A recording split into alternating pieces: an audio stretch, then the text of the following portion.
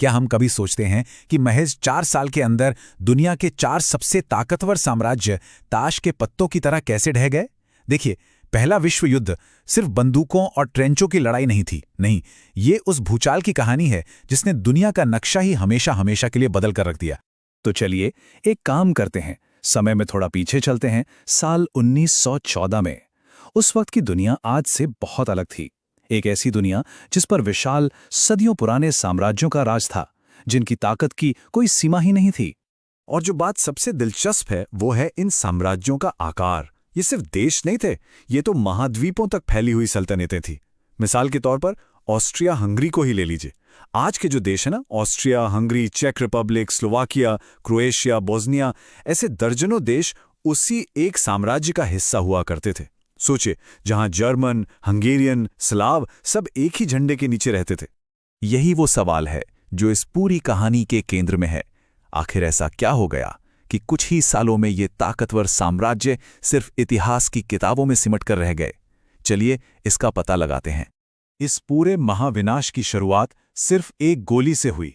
Balkan के एक छोटे से शहर सारायेवो में हुई एक अकेली घटना ने एक ऐसी चिंगारी भड़काई जिसने पूरी दुनिया को अपनी आग की चपेट में ले लिया। देखिए घटनाएं कितनी तेजी से घटीं। ऑस्ट्रिया हंगरी के राजकुमार की हत्या हुई। इसके बाद उन्होंने सर्बिया को एक अल्टीमेटम दिया। अल्टीमेटम यानी एक आखिरी चेतावनी, जिसमें ऐसी मांगें थीं जिन्हें मानना किसी भी आज़ाद देश के लिए नामुमकिन था। जैसे कि ऑस्ट्रिया की पुलिस को सर्बिया में आकर जांच करने की इजाज़त देना। जब सर्बिया ने इसे पूरी तरह मानने से इनकार कर दिया तो बस युद्ध का ऐलान हो गया। लेकिन ये लड़ाई सिर्फ दो देशों के बीच नहीं रहनी थी। उस वक्त का यूरोप संधियों के एक ऐसे जाल में फंसा था जो एक ट्रिप फायर की तरह काम करता था। मतलब एक पर हमला तो उसके सारे दोस्त देश भी युद्ध में खिंचे चले आएंगे। एक तरफ जर्मनी और ऑस्ट्रिया हंगरी वाले सेंट्रल पावर्स थे, तो दूसरी तरफ फ्रांस, ब्रिटेन और रूस वाले एलाइड पावर्स। और ये देखिए कि वो ट्रिप वायर कैसे काम किया। सर्बिया की मदद के लिए उसका दोस्त रूस आगे आया। रूस के खिलाफ जर्मनी खड़ा हो गया। फिर जर्मनी ने फ्रांस पर हमला करने के लिए बेल्जियम का रास्ता चुना और बेल्जियम की रक्षा की संधि के कारण ब्रिटेन भी इस युद्ध में कूद पड़ा। बस एक के बाद एक डोमिनो गिरते गए और देखते ही देखते पूरा महाद्वीप आग की लपटों में घिर गया। अब देखते हैं कि कैसे 4 साल के इस टोटल वॉर ने इन महान साम्राज्यों की नींव हिला दी। और हैरान करने वाली बात तो यह है कि ये सिर्फ बाहरी दुश्मनों से नहीं हारे, ये तो अंदर से ही टूटकर बिखर गए। सबसे पहले बारी आई रूस की।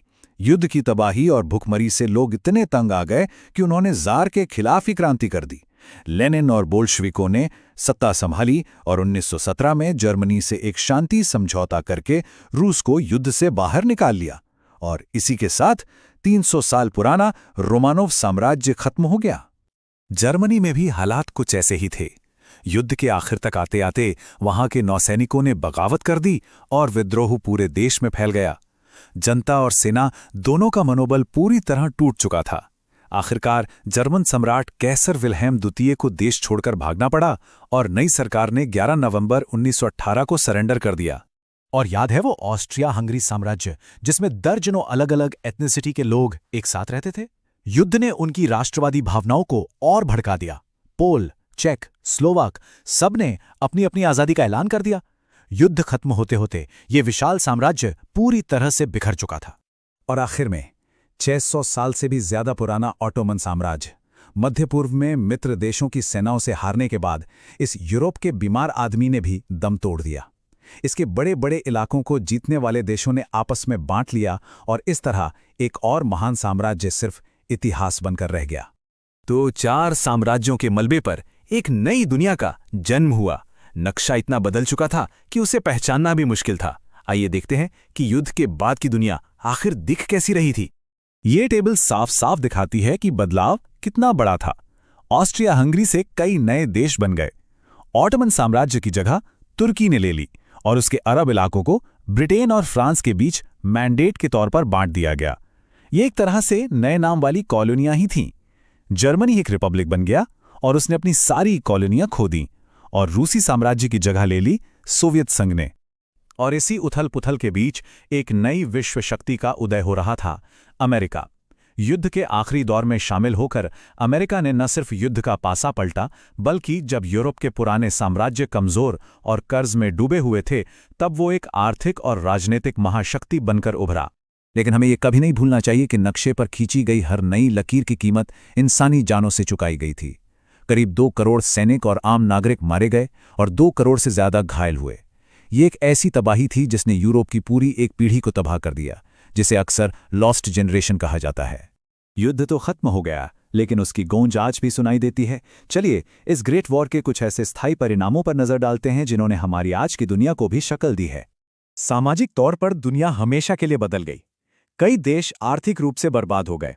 जब पुरुष मोर्चे पर लड़ रहे थे तो महिलाओं ने फैक्ट्रियों और खेतों में उनकी जगह ली, जिससे उनकी सामाजिक भूमिका हमेशा के लिए बदल गई और कई देशों में उन्हें वोट का अधिकार भी मिला।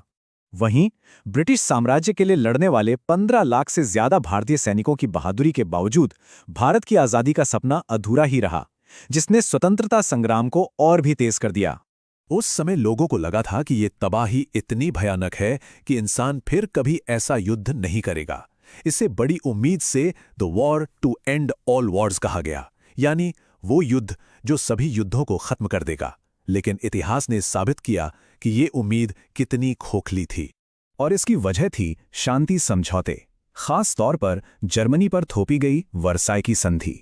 इसमें जर्मनी को अकेले ही युद्ध का दोषी ठहराया गया, उस पर भारी भरकम जुर्माना लगाया गया और उसकी सेना को बिल्कुल सीमित कर दिया गया। इस अपमान ने जर्मनी में बदले की भावना को जन्म दिया और सिर्फ 20 साल बाद एक और उससे भी भयानक विश्व युद्ध का मंच तैयार कर दिया। और ये हमें आज के सबसे बड़े सवाल पर ले आता है। 100 साल से ज्यादा हो चुके हैं, लेकिन क्या आज मध्य पूर्व के संघर्ष, बाल्कन का तनाव या दुनिया के कई राजनीतिक गठबंधन कहीं ना कहीं उसी एक महायुद्ध की देन नहीं है? ये एक ऐसा सवाल है जिसका जवाब